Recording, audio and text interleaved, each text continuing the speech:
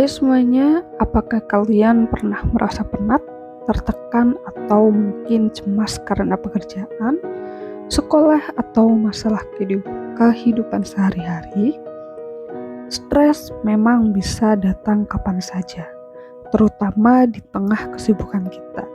Tapi tenang, dalam video ini kali ini aku akan berbagi 10 cara yang bisa kamu lakukan untuk menghilangkan stres dengan mudah dan efektif. Jadi jangan lewatkan tips-tips penting ini ya.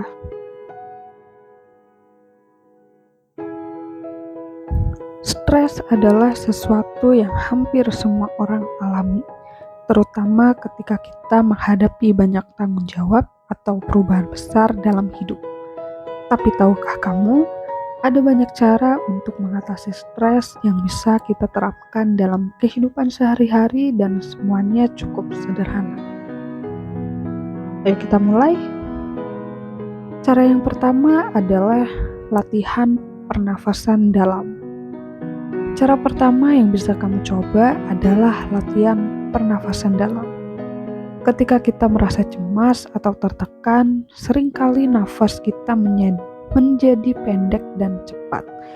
Dengan menarik nafas dalam-dalam, melalui hidung, menahannya sejenak, dan menghembuskan perlahan melalui mulut, tubuh kita akan terasa lebih rileks dan pikiran pun menjadi lebih tenang.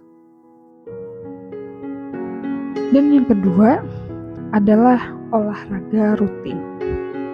Cara berikutnya adalah berolahraga. Tidak perlu latihan yang berat, cukup berjalan kaki, jogging, atau melakukan yoga di rumah. Aktivitas fisik ini akan merangsang tubuh kita untuk menghasilkan endorfin yang dikenal sebagai hormon bahagia, sehingga kita akan merasa lebih baik setelahnya. Jadi, kita harus olahraga supaya kita tetap bahagia ya. Cara yang ketiga adalah manajemen waktu yang baik. Salah satu penyebab utama stres adalah beban kerja yang menumpuk. Dengan mengatur waktu dan membuat jadwal yang terstruktur, kita bisa menyelesaikan tugas satu persatu, mengurangi rasa kewalahan, dan tentu saja stres pun akan berkurang. Jadi jangan males buat ngatur waktu yang baik buat diri kita sendiri, oke? Cara yang keempat, tidur yang cukup. Jangan lupa istirahat yang cukup sangat penting untuk kesehatan mental kita. Ketika tubuh kita kelelahan, stres akan lebih mudah muncul. Tidur yang berkualitas akan membuat tubuh dan pikiran kita segar kembali, siap menghadapi tantangan baru. Jadi jangan begadang guys, gak baik buat tubuh kita. Ntar stres terus yang ada kita. Cara yang kelima, berbagi dengan orang terdekat. Berbicara dengan teman atau keluarga juga sangat membantu. Dengan berbagi perasaan dan cerita, kita tidak hanya meredakan beban emosional, tetapi juga mendapatkan dukungan moral yang sangat kita butuhkan di saat-saat sulit. Jadi, perbanyak teman supaya bisalah ada buat teman cerita kita gitu. Kalau kalian mau berteman dengan aku juga gak apa-apa. Ayo kita curhat-curhat di kolom komentar. It's okay. Oke, lanjut ke cara yang keenam, melakukan hobi. Hobi adalah cara yang menyenangkan untuk mengalihkan pikiran kita dari hal-hal yang membuat stres. Entah itu mendengarkan musik, menggambar, atau memasak, kegiatan yang kita sukai bisa menjadi terapi yang menyenangkan. Jadi buat kalian itu harus punya hobi ya. Ya kayak kalau aku sih dengerin musik itu hobi aku. Dan warnai, coloring aku suka banget mewarnai gambar-gambar, entah itu gambar-gambar yang mudah, yang kayak anak kecil atau apalah, intinya aku suka banget sih. Kalau kalian sukanya hobinya ngapain? cerita-cerita aja, ayo. Yang ketujuh, mindfulness dan meditasi. Meditasi dan mindfulness adalah teknik yang membantu kita fokus pada saat ini, dengan melatih pikiran untuk tidak terlalu terpaku pada masalah di masa lalu atau kekhawatiran di masa depan. Kita bisa lebih tenang dan terhindar dari pikiran-pikiran negatif yang memicu stres. Dan yang ke-8, menulis jurnal. Cara lain yang efektif adalah menulis jurnal. Dengan menulis apa yang kita rasakan, kita bisa mengungkapkan emosi yang mungkin sulit diutarakan secara verbal. Ini bisa menjadi pelepasan emosional yang kuat dan membuat kita memahami diri sendiri dengan lebih baik. Menurut aku, menulis jurnal ini lebih cocok buat kalian yang emang susah buat cerita sama orang lain. Kalian bisa menulis di buku diary kalian atau cuma sekedar menulis apa yang sedang kamu rasain hari itu.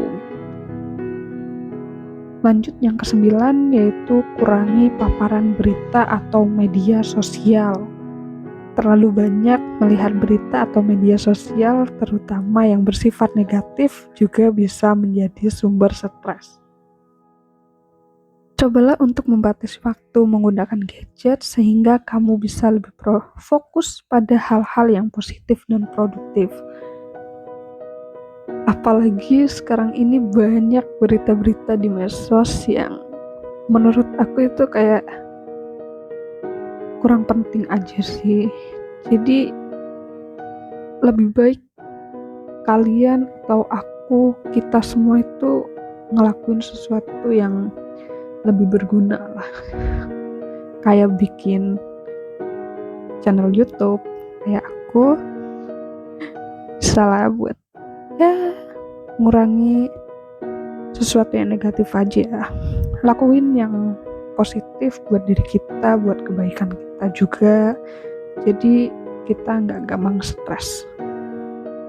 Oke, buat lanjut yang terakhir, yaitu cara yang ke-10 adalah relaksasi dengan pijat atau teknik relaksasi otot.